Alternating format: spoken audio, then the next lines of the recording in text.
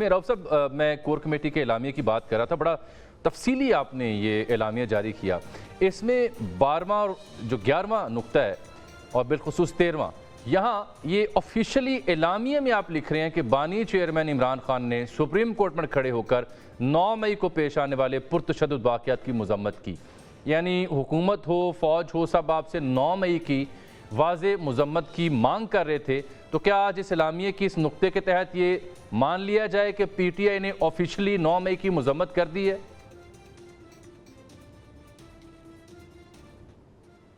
دیکھیں جامی صاحب خان صاحب نے جس دن اریسٹ کرنے کے بعد وہ سپریم کورٹ میں پیش ہوئے، اسی دن انہوں نے وہاں روسٹم پہ کھڑے ہو کے یہ اس کے بارے میں جو اس کی کنڈیم کیا تھا، اس کو تشدد کو کنڈیم کیا تھا. تو یہ تو ایک حقیقت ہے نا، یہ ایک حقیقت ہے. اس کو بار بار آپ کرنا کہ جی ہم نے یہ نہیں کیا یا وہ نہیں کیا، تو یہ مناسب نہیں ہے. یہ تو حقیقت ہے، تو سپریم کورٹ کے ریکارڈ میں بھی موجود ہے. آپ نیوز پیپرز اٹھا کے دیکھ لیں، اس میں بھی موجود ہے. سوشل میڈیا نکال لیں، اس میں بھی موجود ہے. یہ وہ کر چکے ہوئے ہیں، 9 مئی کو کنڈیم کر چکے ہوئے ہیں کہ جو تشدد کے واقعات تھے وہ نہیں ہونے چاہیے تھے. بالکل ٹھیک. اب اسی اعلامیے میں سر آپ 22ویں نقطے پہ قاضی فائصہ صاحب جو چیف جسٹس آف پاکستان ہے، ان کے بارے میں آپ کہہ رہے ہیں کہ یہ واضح مفادات کا تصادم ہے، اس لیے آپ یہ سمجھتے ہیں کہ یہ ان کو علیحدہ ہونا چاہیے ان مقدمات سے جو عمران خان صاحب اور پی ٹی آئی سے جڑے ہوئے ہیں.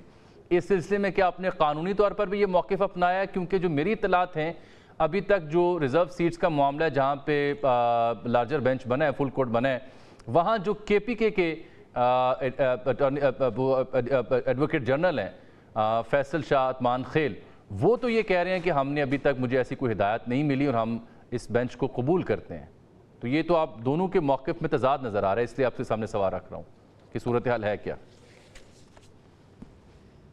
دیکھیں جامی صاحب، یہ سینٹرل لیڈرشپ کا مسئلہ ہے اور انہوں نے فیصلہ کرنا ہے. کل بڑی سیر حاصل گفتگو ہوئی ہے ہماری کور کمیٹی کی میٹنگ میں. 3 گھنٹے سے زیادہ وہ میٹنگ جاری رہی ہے اور اس میں ہم نے پہلے بھی بسد احترام ہم نے لیک آف کانفیڈنس جو اپنا شو کیا ہوا ہے، اور ہم نے ریکویسٹ کی تھی کہ وہ ہمارے مقدمات سے علیحدہ ہو جائیں. مجھے بتایا گیا ہے کہ ایک سپریم کورٹ کی ججمنٹ بھی پڑی ہوئی ہے جس میں کہ کہا گیا ہے کہ قاضی صاحب جو ہیں وہ پاکستان تحریک انصاف یا عمران خان کی مناسبت سے کوئی بھی مقدمات جو ہیں اس میں بینچ کا حصہ نہ بنے.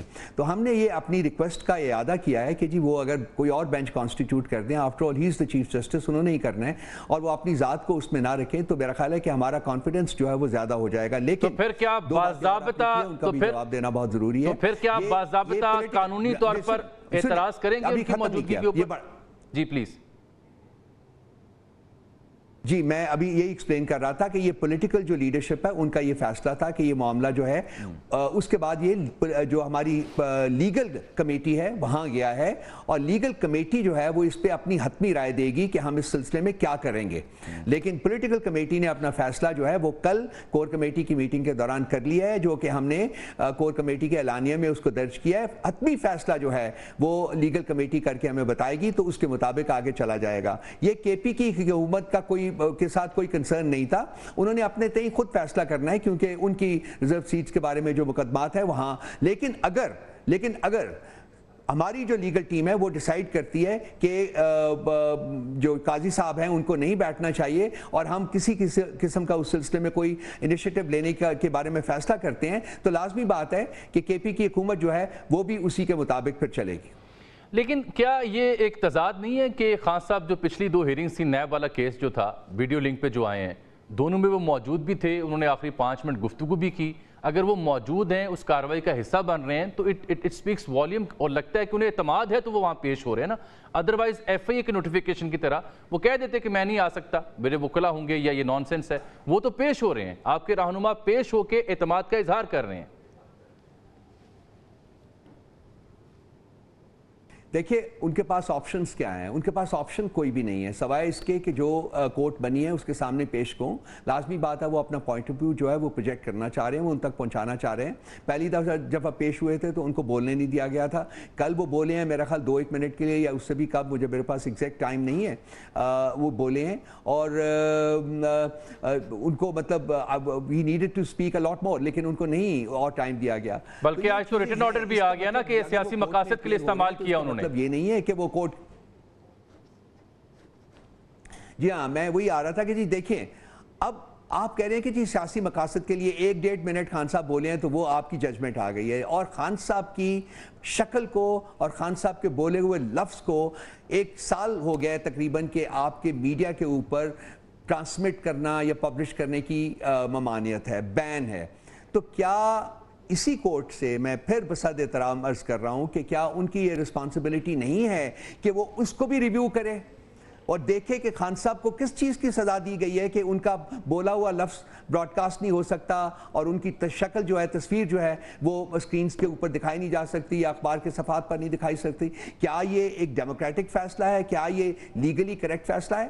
تو جہاں قاضی صاحب یہ کہہ رہے ہیں جی کہ 1-1.5 منٹ کی تقریر جو ہے وہ پولیٹیکل مقاصد کے لیے استعمال کی گئی ہے، وہاں یہ جو بین ہے یہ بھی تو پولیٹیکل ہے نا، جو 1 سال سے خان صاحب کے اوپر امپوز کیا ہوا ہے. بالکل ٹھیک. تو اس کو بھی ذرا دیکھ لیں، میری عرض ہے ان سے کہ اس کو بھی دیکھ لیں، ذرا دونوں اطراف نظر رکھیں.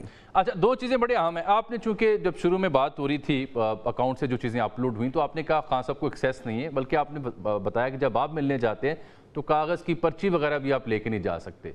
اگر یہی صورتحال ہے تو پھر سوال یہ ہے کہ مہدی حسن کا انٹرویو کیسے ممکن ہو گیا؟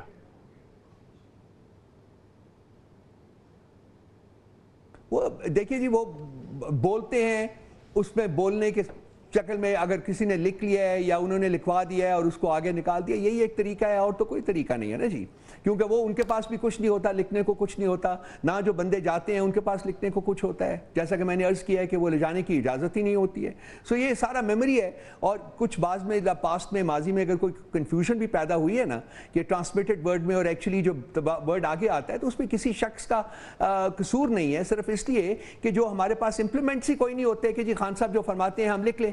تو جب وہ بولتے ہیں ہم جو یاد رہتا ہے وہ باہر آ کے ہم بات کر دیتے ہیں، جتنا بھی ہمیں کریکٹ ہوتا ہے، جتنا زیادہ سے زیادہ یاد ہوتا ہے وہ شیئر کر لیتے ہیں.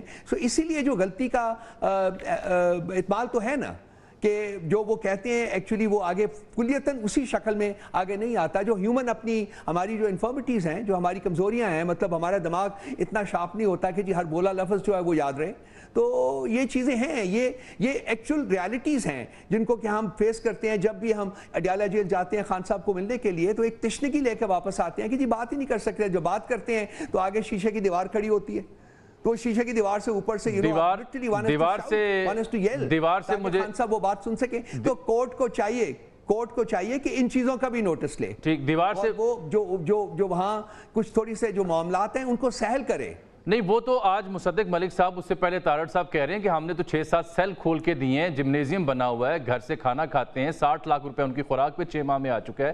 وہ کہہ رہے ہیں وہ کنفائنمنٹ میں رہ رہے ہیں. وہ کہہ رہے ہیں یہ غلط بات کر رہے ہیں خان صاحب، ان کو عام قیدی کی نسبت زیادہ سہولیات دی گئی ہیں اور 60 لاکھ روپے کا خرچہ ہے حکومت کا ان کی خوراک کے اوپر. دیکھیے یہ میں نام نہیں لینا چاہتا، میں ان کا نام نہیں لینا چاہتا، لیکن یہ بالکل غلط بیانی کر رہے ہیں وہ. آپ چلیے جامی صاحب، آپ ایز اے جرنلسٹ آپ اجازت لیں کورٹ سے اور آپ جائیں خود اپنے ساتھ 2-4 بندے جا کے دیکھیں کہ کن حالات میں خان صاحب کو رکھا ہوا ہے، اور ان کو بھی جو یہ کلیم کر رہے ہیں ان کو بھی برائے مہربانی ساتھ لے جائیے گا. میں بھی آپ کے ساتھ جانے کو تیار ہوں. آئیڈیلی تو this code be the right, زیادہ بات نہیں کرنا، ideally this code be the right thing to do. Sensitive مسئلہ ہے. بالکل یہ رائٹ تھنگ ہوگی کہ صحافیوں کو اجازت دی جائے، آپ بھی ساتھ ہیں، حکومتی وزراء بھی ساتھ ہیں، تاکہ ہم دکھا سکیں اگر واقعی یہ مسئلہ ایسا نہیں ہے تو. جی بالکل میں چاہوں گا، میں حکام اعلیٰ سے عرض کروں گا کہ جی اس قسم کا ایک وزٹ جو ہے وہ فیسیلیٹیٹ کریں. میں جاتا ہوں آپ کے ساتھ، باقی لوگ بھی چلیں، خود جا کے آپ فزیکلی دیکھیں کہ وہ کن حالات میں وہ رہ رہے ہیں اس جیل میں.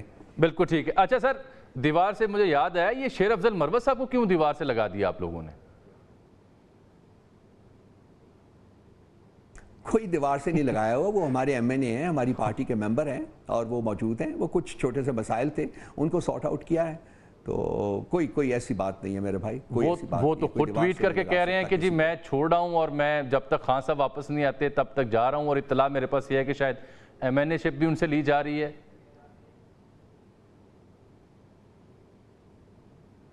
میں پارٹی میں موجود ہوں، کور کمیٹی کا ممبر ہوں، پولیٹیکل کمیٹی کا ممبر ہوں. ایسی کسی موومنٹ کی مجھے آگاہی نہیں ہے. میرا نہیں خیال کہ ایسا کوئی موو ہو رہا ہے سر. یہ میں یہ آپ سے شیئر کر سکتا ہوں. بہت شکریہ، بہت شکریہ جناب رؤف صاحب، آپ شریک گفتگو ہوئے.